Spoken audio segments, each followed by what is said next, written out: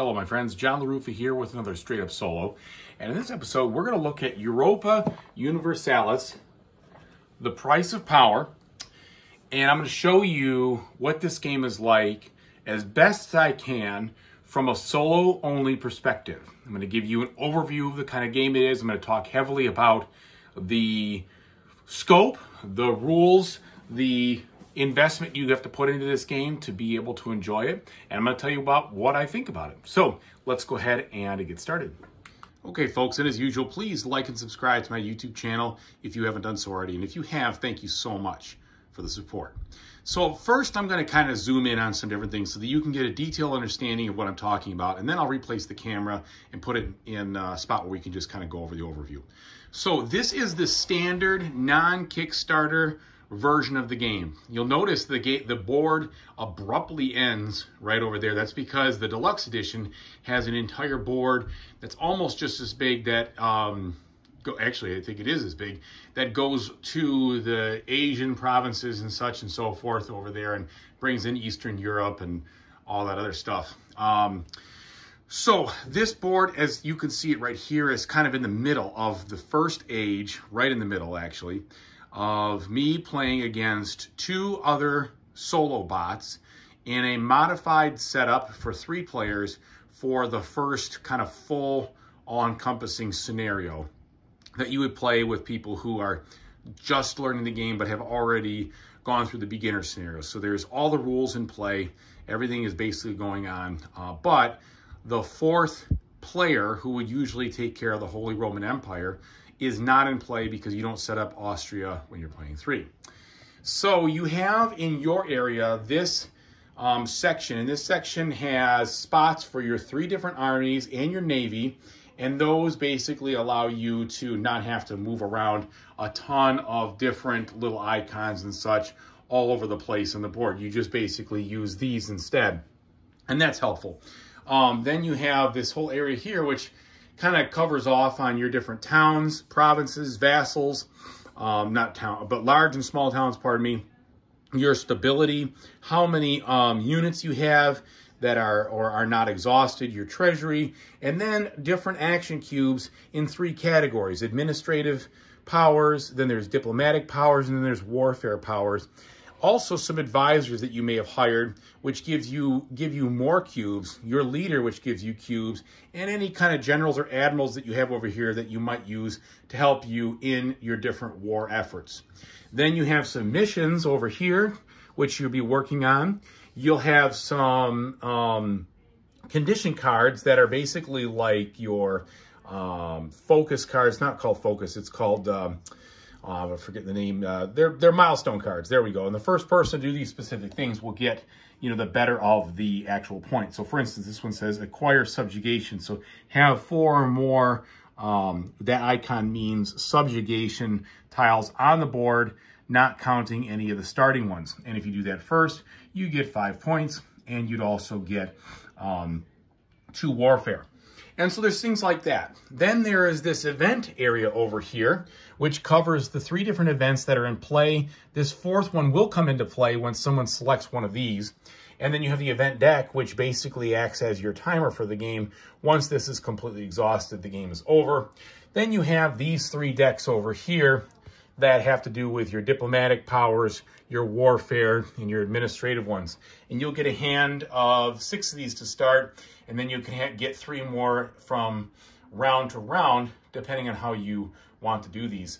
And these cards all have specific things that they do for you. They can be hired as advisors if they're square. If they're circle, they can be hired as generals, admirals, or rulers. And you basically pay this amount of power in that coin to do whatever it says. And there's lots of different things in these cards. Some of them are persistent, and you can use them from an action standpoint, uses, etc. Some of them are warfare cards that will help you during specific things that you're trying to do with warfare. You have spy network cards. You have this one helps you get in more influence on the the cardinals from the church standpoint. All sorts of things happen from those cards. On the board, you have these areas, which are your distant lands. And later in the game, you will colonize those if you feel like it to basically spread your influence, get more of your towns and large and small towns on the board, maybe vacillate them, improve your power. And the whole point of that is the more you expand, the bigger your area is as far as played on here, the more points you'll get at the end of the game. And with Europe, it is what it is. You kind of box yourself in depending on where you are. You may find it easier to go and explore these foreign lands. Everything that doesn't have a token on it is called a non-player realm. So these are provinces that are controlled by non-player rules, okay? The three things that you see here in yellow, blue, and red are well, I'm playing yellow, so it's a player realm, and these bots also count as player realms, but they work through a series of flowcharts and cards, etc. And then you have these. These are ideas. The ideas here are specific, I will call them just technology-like upgrades. They're not really technology-based, but basically what happens is that if you decide to pay, you will then activate this idea. And for instance, I've activated this one, Quest for the New World, which will allow me to, in essence, go to any of these areas via ship, okay? And there's all sorts of different ones. The three green ones are always in the game, and then you get additional ones depending on the random card draw. You can also switch those out through some other actions. The milestones, by the way, you will only have one of each type for each age, and then when the age closes down, if you didn't score them, you miss your chance, and then they move to a new age with new milestones. Missions, I talked to you about that before, but when you accomplish these, you can then string these on to follow-up missions, and these missions will help you get points, and they usually do something for you also after you do this. So for instance, if you have a claim marker on a territory facing the Caribbean Sea, then after you do that, you can either gain 3 colonists or a claim marker in the Antilles, okay? So that gives you something besides the points. Lots of stuff going on here. You also then will have, like I said, there's bots in play. So the bot boards are a little bit different than yours. They will have, sorry about the camera. They will have a section for just their general cubes that they use to spend. They don't have it broken out in different categories like you do. They're just general. Same with the army. Their armies are generally in a spot and they kind of pop up and fight when needed. They don't really have a board presence. When they go away to, basically like back into somewhere into the realm, and if they're needed, they come back out. I've got my dice tower thing here, but you can see the different dice that are in this game. There's the infantry dice, which are your standard ones in white. You have some brown ones, which you can use these depending on the situation. And then you'll also have some of these over here, which may or may not come into play. It all depends on how you roll, what powers you have, etc. And then you have this area right here, which is the Papal Curia. So this has to do with the Holy Roman Empire bonuses, and also has to do with some other things, really, like basically passing and making sure you take an event. The other concepts that are in this game are religion. You have a whole situation with religion, and basically what happens there is if you have shakeups in your religion or different things that happen, it can modify your stability, it can cause unrest, it can make people declare war on you, you can have crusades, you can excommunicate certain people. There's all sorts of stuff in that broad scope that could happen because of a religious difference. And then there are some modifiers. For instance, if you have the Muslim religion, you then would be able to potentially, I think you add more combat dice if you end up in those kinds of situations. And there's so much here. I mean, I'm glossing over that, but basically that's kind of the way religion plays in this game. It's one of those things that as it changes, it's disruptive to you. And then you can decide what you want to do about that. If you want to change with it, if you want to change your state religion to match what your territories are doing, or if you want to, basically try to convert the area and get it back to where you are.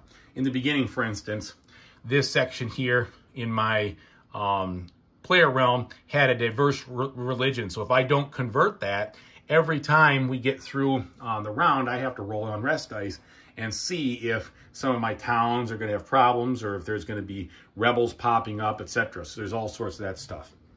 The last thing I didn't talk about is the trade. So you do a lot of trading in this game through trade nodes and these cards right here. So these cards kind of help, I would say they basically control how you trade in this game. So you'll draw 3 cards, then you'll see in these areas which trade node is the most favorable for you. You'll calculate your trade points or your trade value based on how many key provinces you have actual tokens in, and that would be in complete control, not occupied, not anything else, but complete control. And then depending on what you have, the more you can potentially get. And the AI can trade along with you and vice versa, and there's rules governing that. I think that's pretty much the whole size of it with regards to the overview. So now I'm going to post this camera, and then I'll kind of show you the gameplay of everything. Now, in regards to the gameplay, the biggest, most difficult thing about this game is the sheer scope. The scope of this game requires you to invest enough time and effort into basically reading, I don't know, this is a 47-page rule book, and then you got the scenario book, and then there's all, you're basically, you know, on the hook for 70 to 80 pages of rules. And these rules, as you can see, are very dense. There is not a lot. I mean, there's examples in here and everything else, but you're talking about 3 columns. You're talking about a very big investment, just packed with information, okay? And I will say this. The unique thing about these rules is that it's not necessarily overly complex, as it is just so much content. Let me give you an example. When you are trying to figure out how you're going to declare war, there are a ton of different things that you have to consider about declaring war, and a ton of different steps to go through about calling different scenarios in for people who can help you defensively, offensively, this and that. None of those are really complicated in and of themselves, but there's just so many steps indeed that, you know, you have a whole thing. This comes with the game here. These are the steps that you have to go through with declaring war, okay? And there's places you can't declare war, and there's exceptions. And then there's these claim tokens that could become cashless bellies, which basically allow you to legally, so to speak, declare war.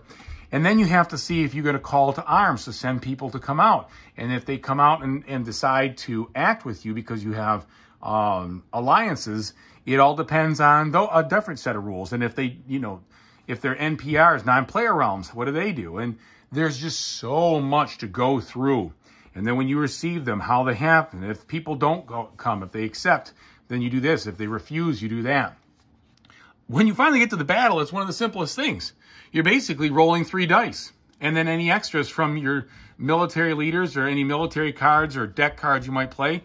And then it's just like, oh, they hit on these, you know, they hit on a roll of an infantry, and if you have some places, some of their tactics in effect or cards in effect, they might hit over here, and you have to have 1 guy on the board to do 1 damage. No, you always roll 3 dice more or less as your base value, but depending on how many hits you have, even if you have 1 guy, you roll 3 dice, but you can only hit once per guy. So there's all sorts of stuff like that, and then you got naval battles in the same way, which are what these blue dice are for. Those are the naval dice that you're rolling. The actual rolling of the dice and the actual execution of the battle is fairly straightforward. There aren't a ton of modifiers. They're not a ton of like, well, I got to check this +1, -1, this one, that one. Thank God. Thank God those aren't here, because this game has such scope and such breadth that if they had that depth too, it would just be overly crazy. So one thing I will say is that this game is a hugely strategic focused game, focused at a very high level. So you're not talking about a ton of different types of units, for instance. You're talking about infantry, cavalry, and artillery. And a similar kind of thing in the fleets, you know, light ships, heavy ships, and galleys. So there are, they've taken some things and thankfully not made them alter, you know, you don't have pikemen versus archers versus this versus that. That is not this type of game. But you're going to use war a lot to expand. The other thing you're going to use a lot will be diplomacy. And in your diplomacy, you'll use that to try to expand too. And let me show you this player aid to kind of help show you all the different things that you can do. So this player aid comes with the game, and it goes through your round summary, and it goes through the different actions. And the generic actions, you can do the following. You can execute a mandatory event. All right. You can do player-to-player diplomacy. Not in a solo game, you can't. You can research ideas, which I talked about how you do that. Basically, you pay for those ideas down in this area right here. You can change your state religion, change your national focus, which just allows you to kind of move cubes around to help. And then explore. Explore you can do when you want to get to those distant areas over there. And there's rules that govern that. And those are the general actions. Then you have minor actions. You can take or repay loans, appoint advisors, do the call to arms stuff when you have, when you're actually in a war. Replenish manpower, so you could do that too. And then cut ties, which means kind of end alliances. And none of these things will end your turn. They kind of happen alongside everything else. Then you have administrative actions. You can increase stability. Stability is a function that you see over here that has to do with end of the round effects. So the more stable you are, the more benefits you'll get with regards to money. You'll lose unrest. You might even get more cubes the next turn to play with. The less stable, you start to gain unrest. You start to lose cubes. You start to lose money. So you want that stability to be in good shape. Plus, it helps you score at the end of the game. You take your stability score, and then you double it, and you get that many points. You can convert area, like I told you about, religiously. So that would be a situation where on my first turn over here, for my next turn, I could spend some of these administration points and some money to get rid of this and turn them into a Catholic area so I don't have to worry about it anymore.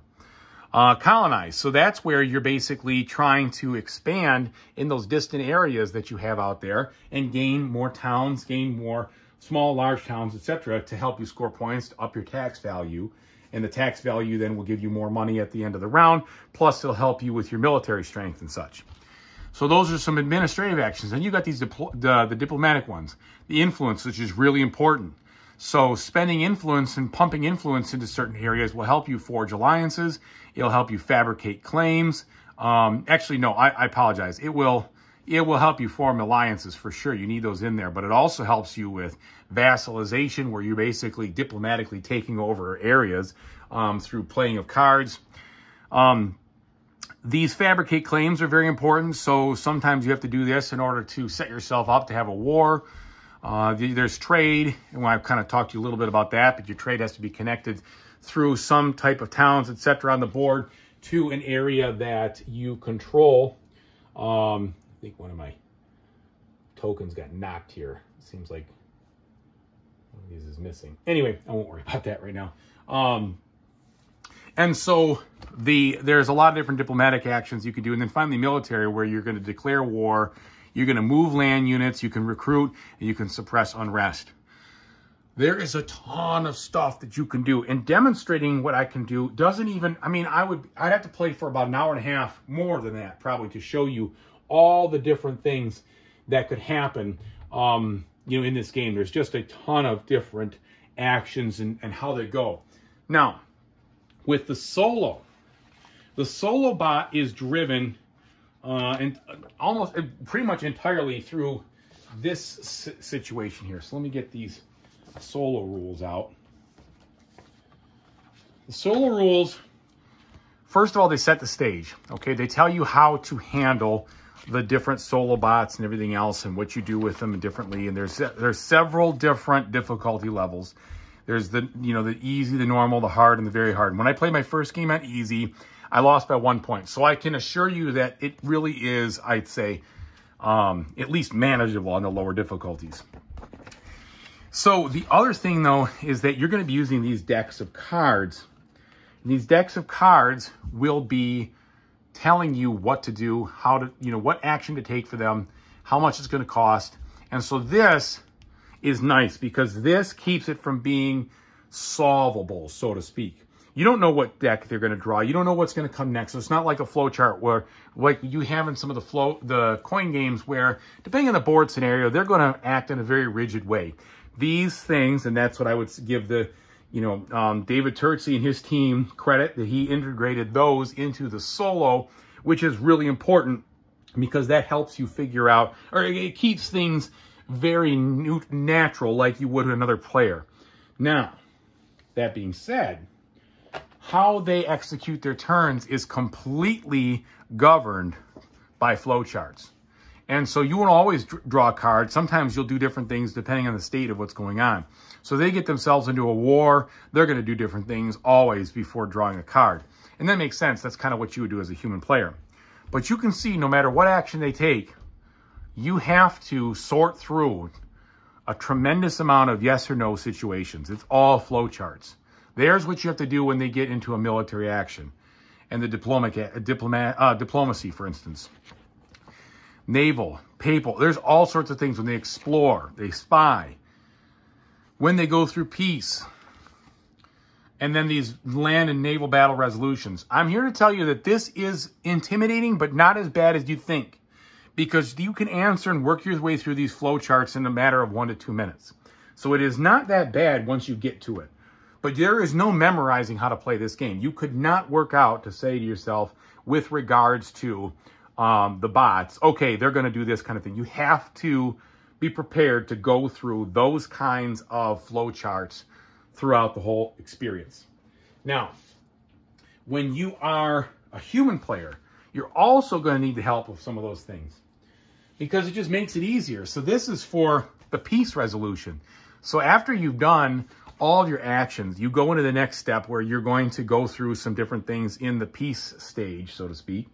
And the peace and rebel stage, you have to kind of answer all these different things to be able to process what's happening after you've taken all your turns.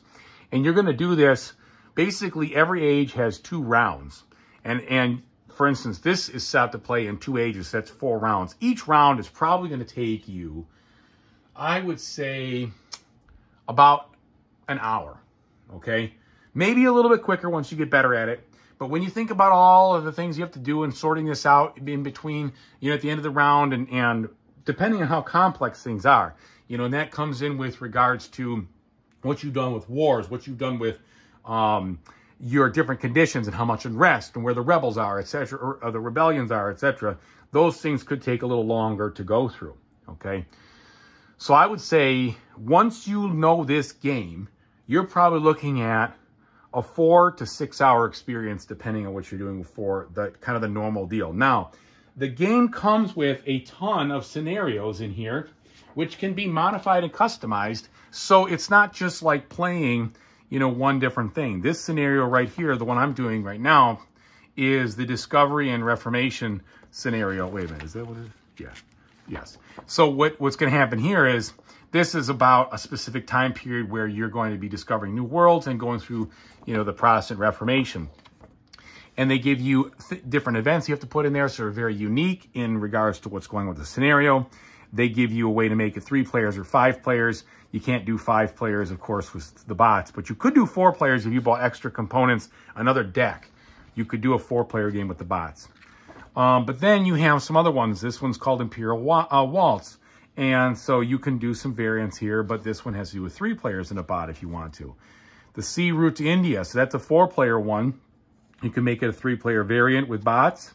So they did a lot of really good work to make sure this game could be enjoyed in tons of different ways. It's not just setting it up and doing the same thing. They really spent a lot of time. And then this one is like the big solo one here, where you kind of start out as a little bit underprivileged and you've got to do your absolute best to handle, you know, what's coming at you. Then they have these charts. These charts have to do with how the bot targets different things from a military standpoint and from a diplomatic standpoint. And they do take some getting used to here because these aren't quite as straightforward. For instance, I'll show you this. So if you have a situation of the military targeting chart here with Austria, if you roll a 1, it'll say owner of the Brescia province, okay? Whoever that is, you're going to then focus on him. Here, it's just the Bavarian province. Here is just Bohemia. Here's the owner of Pazzani, I'm sorry. The owner and the actual space is different, right? The space is one thing, the owner is another. So it's little Little intricacies like that take some getting used to, and will unfortunately require a lot of rulebook lookup and maybe even some help from the community, which I had to get tremendous amounts of to be able to make sure I was in good shape. All right, so I give you that big overview because honestly, if I could show you basically how a turn would go. If I wanted to take a turn, and it starts out here with the bot power and the French bot power, what I would do is I would get my flow chart out, right? And I would start here, and I would pull this open and say, okay, here's the start of the turn. Does the bot have 0 left in its power cube area? No. Is it under attack by enemies or rebels? No. Do they have an army on the board that can siege in the same area? No. Has it got more than 3 left, and do they have any colonizing powers? No. Have they spent more than they have left? No. Has has any bot cards left? Yes, he does. Okay, well then I draw a bot card. So I come down here and I draw one. In this one it says military. So the first thing I'm going to do is I'm going to discard one of the military cards out there. I'm going to spend one of his cubes. Sorry, you can't see this. It's kind of off the board. This helps with the deck churn, so I'm just going to spend this. Then we're going to execute the military. So we are going to look over here, and we are going to turn to the military section. And we're going to see what we got going on. So we start over here. Is it at war? No, it's not. Does it have a claim marker someplace? Yes, it does. It's got a claim marker right there on that city over there. And it also has a claim marker in that province and a claim marker over there. So it's got claim markers in 3 spots. So the answer is yes. So I roll a die. I rolled a 3. Then I look and see, do any of the claim markers have a 3 on them? 4, 1, and 6. No, they don't. So then I go back here and I say, nope, doesn't match. Are there any areas associated with this token in there, which is a power struggle, which I'm not playing with? No. Does the bot have any alliance with or marriages with this marriage side contested and this side up? No, it doesn't. So then I go to the military targeting chart. So in the military targeting chart, then we're going to roll a die for France. So we're going to open up France. Here we go. France bot. Let's roll this die. It's a 6. So 6 means the owner of the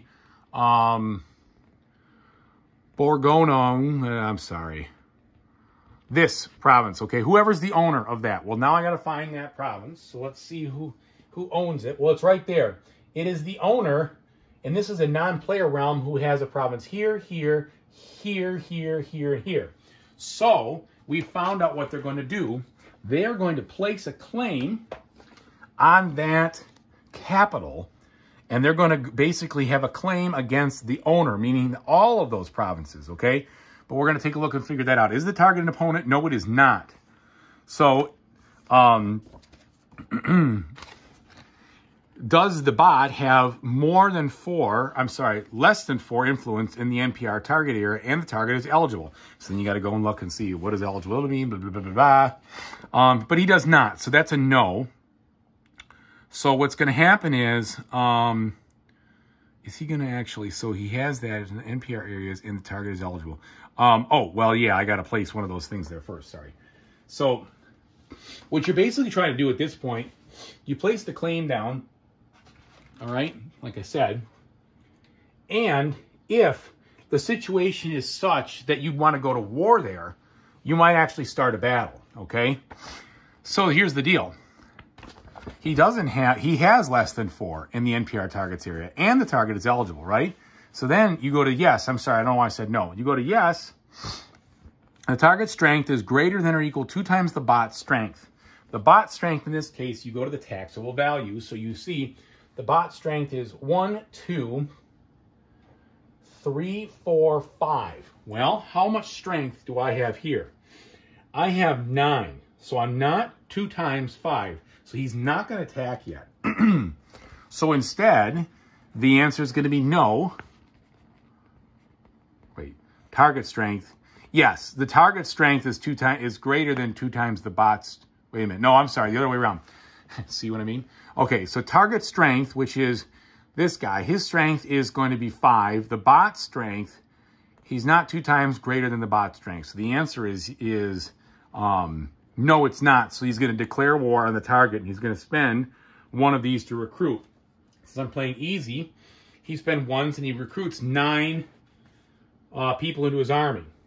So right now he has an army of 1, 2, 3, 4, 5, 6, 7, 8. He's going to recruit everybody. So he's got a full army here. And he's going to attack. So he's going to place his guy right here, and we're going to have a fight. Now we got to figure out how much the NPR is going to bring. And since we've got this going on, this now flips over. I guess it doesn't flip. It stays that way. But we have a declaration of war here from France. And then we've got to go through the declaration of war situation. So what happens is we then do this, okay? So this is declare war on target, spend that to recruit units, and then we go to the land battle because now we have to start with this whole thing. Trying to just make sure. Oh, we're not there yet. So we declared war.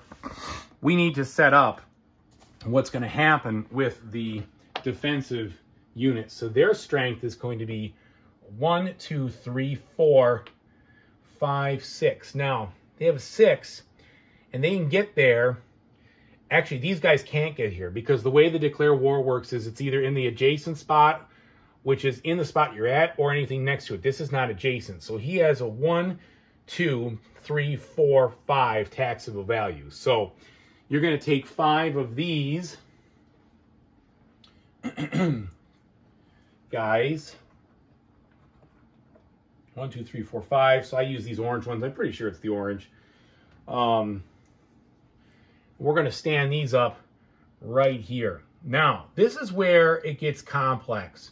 Because if there was alliances, you'd have to then decide what's going on the board. Are people calling in extra people from other alliances? Are they going to join the fight? Are they going to participate? And all of these things is where it can get a little bogged down, I'm not going to lie. But they did that because they wanted the scope to be very realistic. So I do appreciate that because it's amazing to think about all those things. It's like these people who sat around, and I know this is a computer game, but I've never played the computer game, but it's like the designers made sure that all the realistic things could be piped into this game in order to happen. If you had war, of course, you'd call on your allies. The allies' troops would show up, or they might not. And if they don't show up, then you've got problems because they then kind of back out on you, and there's going to be some negative implications to that, and they account for that. And they also talk about how you fight in this game. Do you fight to the last man? Do they retreat, etc.? Now, knowing, well, I guess I should probably just walk you through a little bit of that too so that you can see the steps there. Let me get the right flow chart. So this is the battle one. By the way, I printed out a 12-page step-by-step, which is more comprehensive than some of the other stuff, just so that so I could get some of these things in because that was helpful. The person at Board Game Geek is a saint for doing that. No doubt about it. Nope, it's not these. Maybe it's over here. Here it is. Nope, that's the other one. Sorry. You definitely want a space to set all your stuff down while you're doing it. Okay, so you got to go through these steps here to figure out how this restriction, how this is going to happen, all these things that are going to go forward, etc. You need to understand military capacity, which is how many people they can fight with, their manpower, whether they have military leaders. In this case, what's going to happen is because the defensive guy has more than 3, he's going to draw the top card here. He might get a military leader. Looks like actually he does not. So if this was a circle, he would get a general to fight with him. It's not. He doesn't get that. The bot never has that either. So basically what happens, if I understand everything right and I'm playing by the rules, I sure as heck hope I am, we're going to go through this spot and get to the land battle. Okay, so the first thing is that we've declared war. Okay, then the bot has NPR allies with that situation. The bot does not. Okay, the target may send a defensive call to arms. NPRs always do. Well, they don't have any alliances either, so there's nobody they can call to arms with. Now, if there's something there, I'm not exactly sure how they call to arms with other people. Maybe it's if you had, yeah, that would be if you as a player made an alliance with them, then you would, they would go and do that. All right, so remove all the bots' influence from the target areas. If there was any, there is not. Nope, I take that back. There is right here. This is in Lombardy. So we get rid of the influence because you're not going to be doing a lot of influencing when you get a war breaking out. Okay, and then, so are there naval battles? No, they're not. Are there land battles? Yes, there are. We go to a land battle. So now we go to page 16. We fight the land battle. So here, enemy, is an enemy a player realm? It is not. So now we roll the infantry dice, and that equals the number of hostile units. And you assign casualties. So this is a little bit different. It's truncated. What happens here is it is a one-round battle. Well, almost a one-round battle with the situation when you're dealing with NPRs. Because basically, if they don't knock you down, they retreat and they get removed in the first situation, unless it's their capital. Now, in this case, it is their capital, so they're going to stay here because we're fighting over the actual capital province. But if it was over here, if they don't outnumber you after the first round, they just run away. Here, they're going to fight to the last man. So, now I'm going to drop this down a little bit, and we're going to see how this dice rolling kind of goes through, okay? So, they are going to roll 5 dice. All right, 1, 2, 3, 4, 5. And then we're going to assign casualties. So they hit me 1, 2. All right, so I take 2 casualties right now, and you can see it in here. So I'm going to take 2 out of this and put them into the reserve. So that's right there. It happens. Now, it says, bot has remaining units. Yes. So he didn't wipe me out. If he wiped me out, it would have been all over. But since he did that, resolving bots receives 1 if this is their battle in the first turn. Now, what's weird is I thought they do fight to the last man. I don't know why that's not accounted for in this. I haven't really seen this happen yet because there's so much that can happen. Let's see. Maybe they do retreat. I'm sure someone will know the answer to this or not, but I will follow the flowchart as written. I do know that if you're fighting this as a player, we go through several battles until one of us dies. But in this case with the land bot, it says, okay, you've won your first battle, so you're going to get one of those cubes, another activation cube, as a reward. And then we go over here and it says end the battle. So these guys get wiped out. Now, I may be doing that wrong, but I'm following this exactly as it's written. And sometimes it's just better to try to figure that out if you ever want to get through a game. I do know that when you're fighting the NPRs, they will fight to the last man. So now they're gone. Now, does that mean you got the territory? Absolutely not. Now you can start, well, now the bot can start sieging the territory, which is a whole another step in the process. But we've ended the battle, okay? Now we go back to the situation here. Once the battle is over, we end the turn, and that's it. Holy cow. Now that's cool, because it's got all sorts of stuff going on, but that was just the bot's first turn. Now you take your turn. And your turn could be all sorts of things, right? It could be, and I told you what I want to do with my turn. I just want to convert. So it's really simple. For me, I want to do that conversion action. Now, the bot also will take very quick turns, too, a lot of times. But when it comes to war and fighting and everything else, there is just a ton of stuff to consider. And that can take some time. Hence, this game is huge in scope. It's huge in what it accomplishes. But you notice that when it comes down to modifiers and such, it's not a ton of stuff there. So, yeah, it's complex. It's complex as all get out. But that's because of its breadth. All right, I think I've given you guys enough understanding. Just that's how you take actions for the bot. If I was to take this action, basically what I would do is I would go to my flow chart, or not my flow chart, but one of my sheets just to make sure I'm doing it right.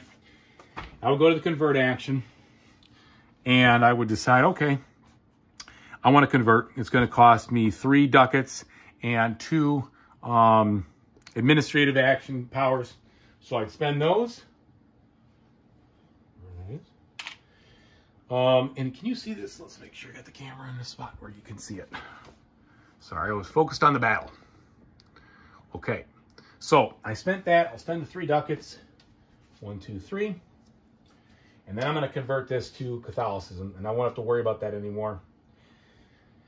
I'm pretty sure that's the conversion action is really self-explanatory, but what I would usually do, and this is where I would come to this that I printed out, but you could go back into the rule book, because I would read it from here and be 100% sure I did everything right. You know, so I would go to the diplomatic actions, or sorry, the administrative actions here, and I would just make sure. Convert area. You must own at least 1 province, which I did. All provinces must be owned by realms of the same state religion, okay, which is me. If it's Protestant, you have to pay 1. If you're converting to Protestantism, you pay 1 less in, oops, I'm sorry, 1 less in the action cost. You change your religion to state religion, and then you add 1 to your affected towns, and then roll the rebel dice in affected areas. Well, in this case, I don't have any affected towns. It was these guys, NPRs, that were in this mixed area. So I'm pretty sure nothing really happens here because NPRs don't have situations where they have unrest in their towns like that. So I think that's basically it. I just needed to get rid of that so that I wouldn't continually get problems over there. Phew. All right. Then it would come to, you know, the other bots' turn. They would take their turn, and then we'd march on from there. Let me tell you what I think about this game. Okay, so, folks, you can tell this game is a huge investment. There's no doubt about it. In order to learn this game and play it, you're talking about something that is going to be like learning probably the most complex game I've ever learned, okay? Because it's so broad in scope. It's not super, super, super deep in complexity, but it's got enough going on that it just ends up being extremely complex when you look at everything you're trying to do. For those who are looking for a kind of game that gives you a strategic feeling of governing and trading and warfare and conquering and, you know, like diplomacy and everything else, this game is probably one of the best I've ever played. There's no doubt about it. I mean, just the sheer volume of stuff you can do in this game is fantastic. And it absolutely appears like the designers left no stone unturned. I mean, really, they did a nice job here. And even though the rules are thick and there's a lot of them, I actually felt like they were better written than some of the other kind of heavy rule books I've read for other things. And I'm not sure exactly what it was. It was more of a narrative style, I would say. I didn't feel like I was reading a thesis. I mean, I've read some very tough rule books. I'm looking over you, High Frontier, where it was like, I read everything and it was very, very thick. It was just hard to understand. This one did a better job, and it had sections focused on the specific stuff. But that being said, I watched a ton of videos to try to figure the flow out and everything else, and that certainly helped. But I had to sit down and I had to labor over this for hours and hours and hours to understand what I was doing. I asked a considerable amount of questions on Board Game Geek online, and they were very well answered by probably the designers themselves or people who have been supporting the development, and they did a fantastic job. And so it is definitely doable. This game is not one of those games, like I set it up, I still can't figure it out, even with the rules. No, you just got to follow the rules. Like, every time you do something, you got to read them and follow them, read them and follow them. But they get you there, and there's going to be ambiguities you got to work out. But I would say that if you're in for it, if this is the kind of game you like, the reward is worth the effort. Because this is a sweet game. I don't know what to say. I mean, it's fun just to see all this stuff happening, and you know, you feel like there's so much you can do, and even though the game is very, very long, it's long because it takes some time to execute all that stuff. You know, you just, I don't know. It's a very good experience. It's not like the game drags because you want to do so much. You know what I mean? Now, I would say that this game to me is like reading a thick but good book. It's great to do it, but you can't, I would never be able to sit here and play it all day, right?